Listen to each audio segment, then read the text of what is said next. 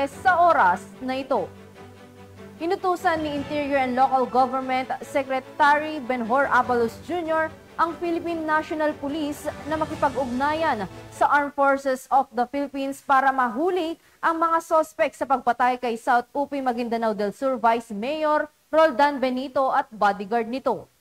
Maalalang napatay si Vice Mayor Roldan Benito at isang hindi pinangalanang bodyguard sa pag-atake ng hindi pa nakilalang gunmen sa Sitio Linos sa Barangay Pandan, habang sugatan naman ang kanyang asawa at kanilang anak.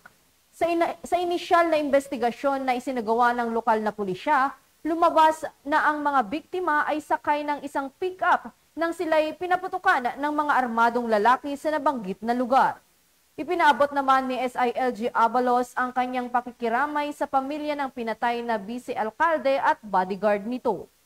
Nanawagan rin siya sa publiko na ipagbigay alam sa mga otoridad kung mayroon silang impormasyon na makakatulong sa mabilis na pagresolba sa naturang kaso.